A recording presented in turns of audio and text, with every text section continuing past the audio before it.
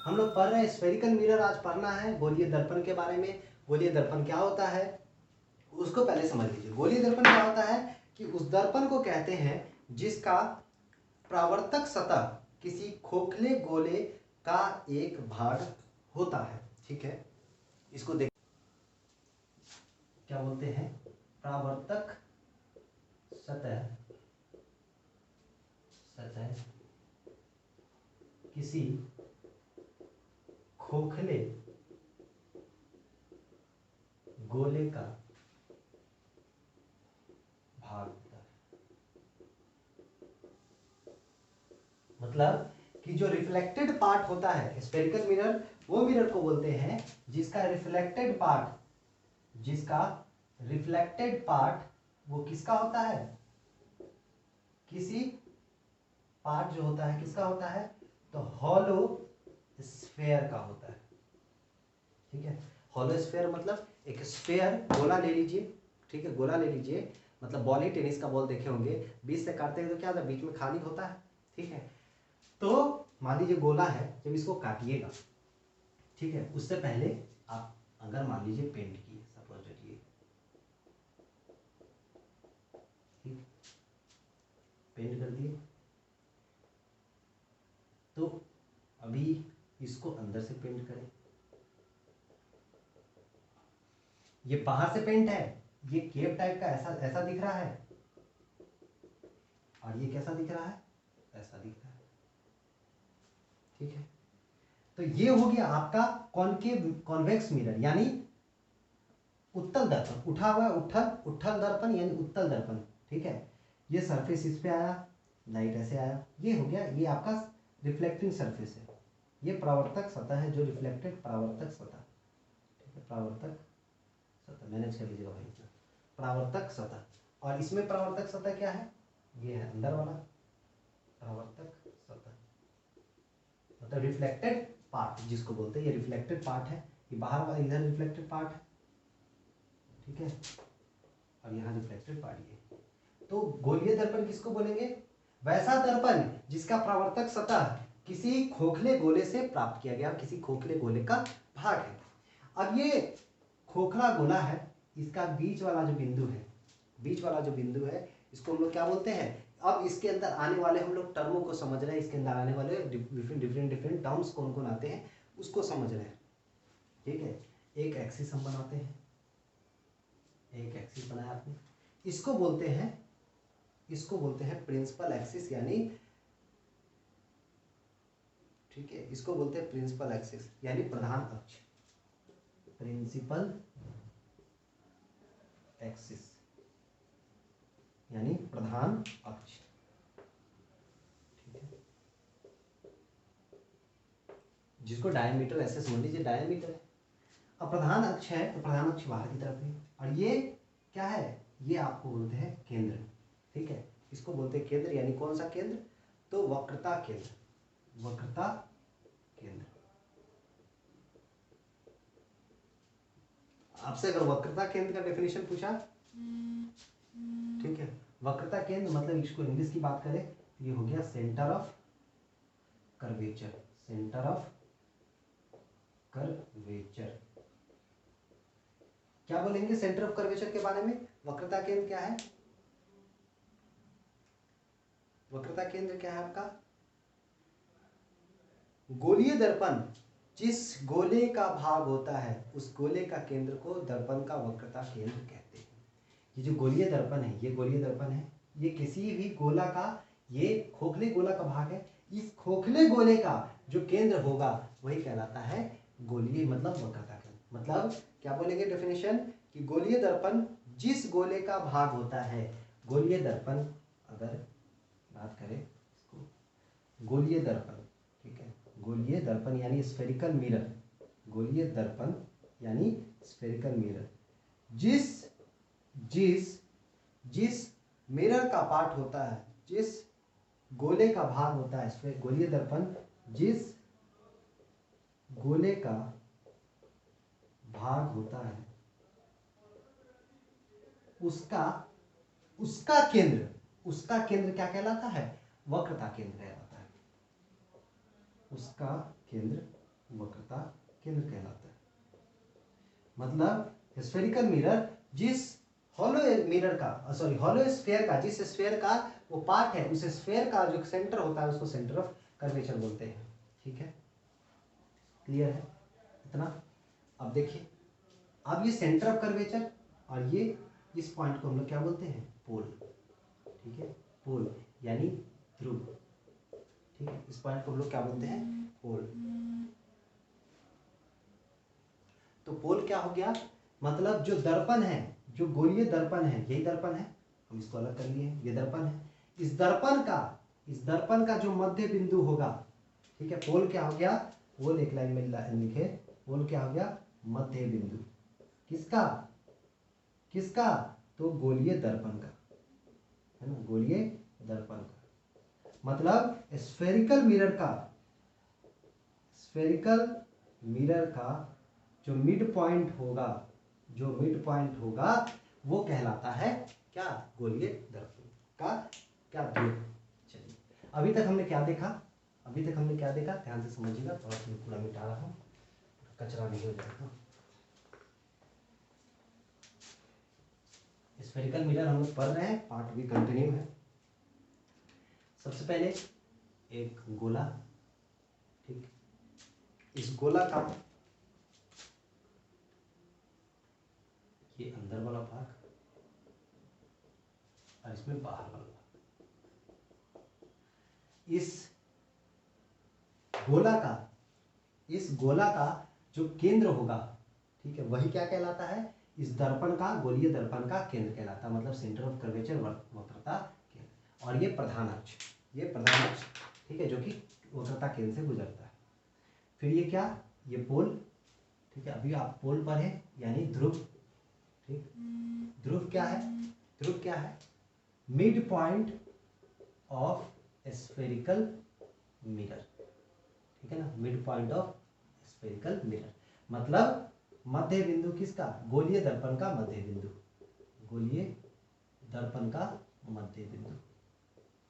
ठीक, फिर आप पढ़े वक्रता केंद्र क्या था? मतलब सेंटर ऑफ कर्वेचर। ये क्या है? वक्रता केंद्र मतलब गोला का, कौन गोला का? जिस गोला का ये स्फेरिकल मिरर क्या है? पार्ट है। तो गोला का केंद्र, कौन गोला? जो इस गोलीय दर्पण का, जिस गोला का गोलीय दर्पण है उसी का। पोल हो गया, सेंटर ऑफ कर्वेचर हो गया। अब पोल से सेंटर ऑफ कर्वेचर के बीच की दूरी को, क्या बोलते हैं हम लोग? पोल से सेंटर ऑफ कर्वेचर के बीच की दूरी को हम लोग क्या बोलते हैं? ये बोलते हैं रेडियस। आप कॉमन सेंस लगाइए, यही ना है रेडियस, है ना? सेंटर से सर्कमफेरेंस तक का रेडियस, मतलब इसको वक्रता त्रिज्या बोलते हैं। ठीक है, इसको इंग्लिश की बात करें तो सेंटर ऑफ कर्वेचर था, ठीक है ना, सेंटर ऑफ कर्वेचर, तो क्या बोलते हैं इसको? रेडियस ऑफ कर्वेचर का radius, radius of centre of curvature, ये हो गया रेडियस ऑफ कर्वेचर। ठीक है, अब इसके बीच में एक पॉइंट होता है जिसको हम लोग क्या बोलते हैं? फोकस। ठीक है, इसके बीच में एक पॉइंट होता है जिसको हम लोग क्या बोलते हैं? फोकस। ठीक है, अब फोकस के बारे में और डेफिनेशन लिखना हो तो आप क्या लिखिएगा? कोई भी, किसी भी दर्पण का फोकस उसके मुख्य अक्ष पर वह बिंदु है जहां मुख्य अक्ष पर समांतर आती किरणें दर्पण से परावर्तन के बाद मिलती है या परिवर्तित होती है। समझिए क्या मतलब?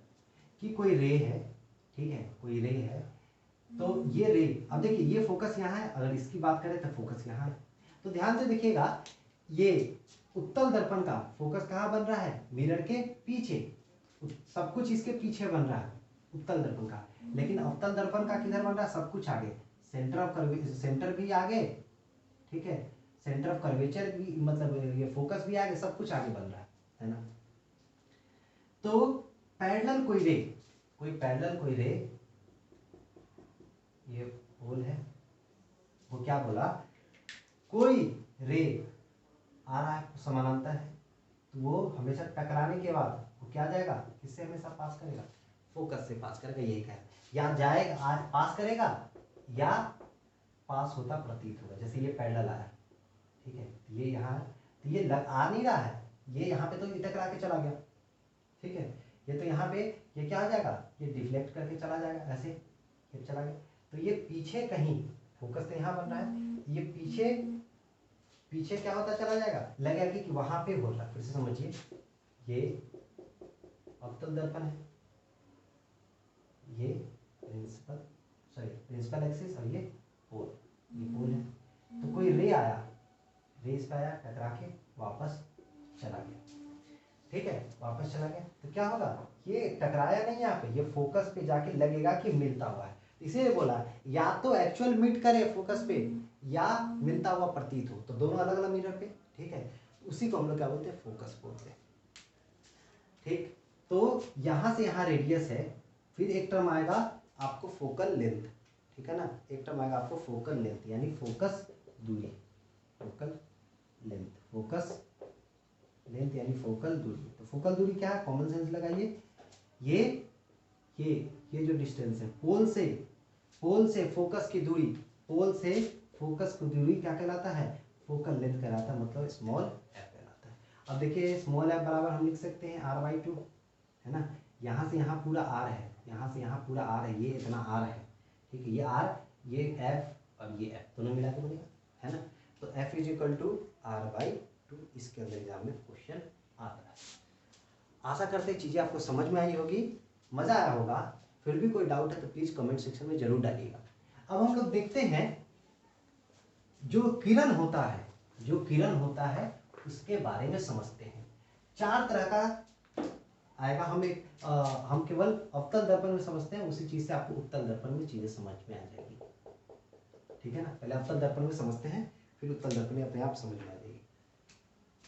ये प्रधान अक्ष है ना, प्रिंसिपल एक्सिस, प्रधान अक्ष,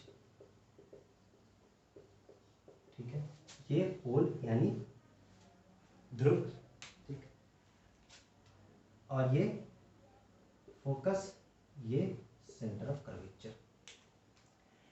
कोई भी रे अगर ये प्रधान अक्ष के समानांतर आएगी, पहला कोई भी रे प्रधान अक्ष यानी प्रिंसिपल एक्सिस के पैरेलल जो भी रे आएगा, समानांतर आएगा, जो भी समानांतर आएगा वो हमेशा टकराने के बाद किससे पास होके जाएगा, फोकस से पास होके जाएगा, ठीक है, फोकस से पास होके जाएगा। अब इसको इसमें समझ लीजिए, इसको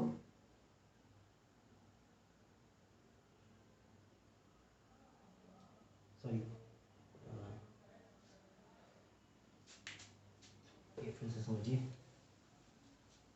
ये अवतल दर्पण की बात कर रहे हैं, है ना,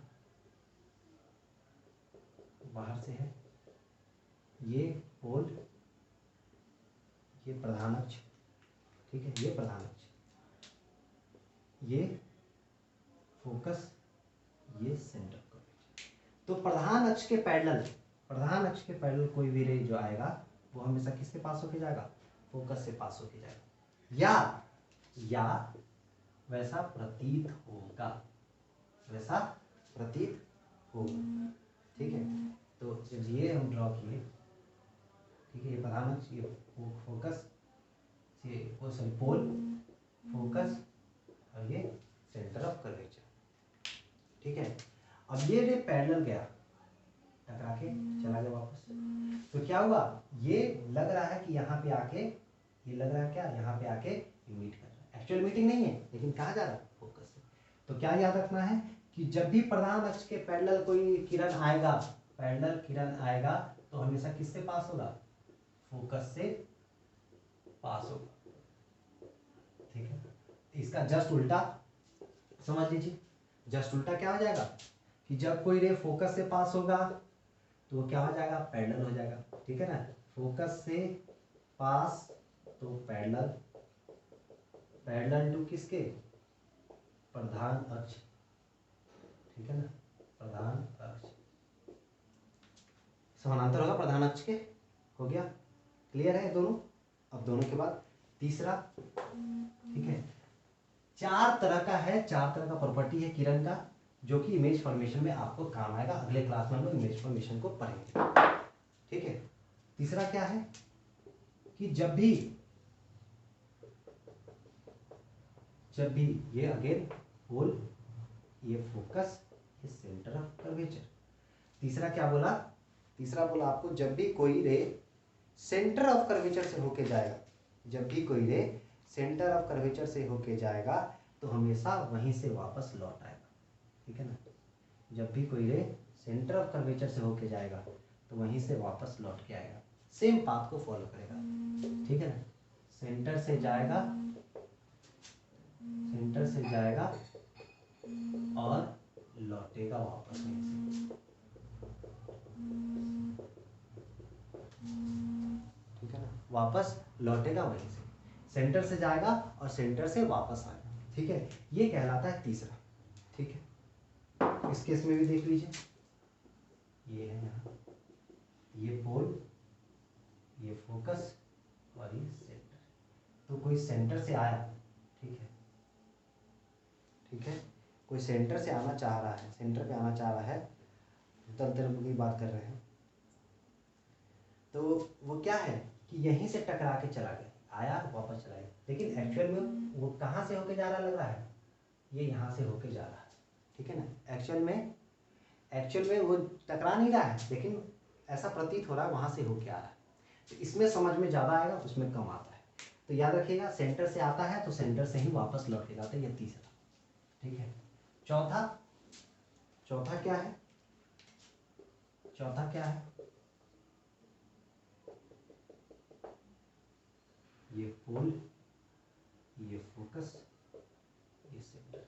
कोई रे पोल से टकराएगा तो जिस एंगल से टकराएगा, किससे, प्रधान अक्ष से, उतना ही एंगल से वापस जाएगा। Angle I is equal to angle R, ठीक है ना। Angle I is equal to angle R. तो जो प्रधान अक्ष पे, मतलब जिस एंगल से प्रधान अक्ष के पैरेलल से टकराएगा, मतलब जितना कोण के साथ पोल पे, तो वो क्या कहलाता है, जिस एंगल से टकराएगा वो क्या कहलाता है, उतना ही एंगल से ये रिफ्लेक्ट करता है। ये कहलाता है आपको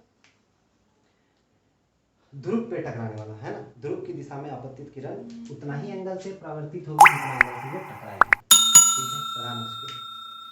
चलिए, यहाँ तक आपका रे डायग्राम का क्लियर हो गया। आशा करते समझ में आएगा, नहीं आएगा तो वापस वीडियो देखिए, फिर भी नहीं आता तो प्लीज़ कमेंट सेक्शन में बताइए, फिर हम कोशिश करेंगे समझाने की। तब तक अपना ख्याल रखिए, सुरक्षित रहिए। जय हिंद।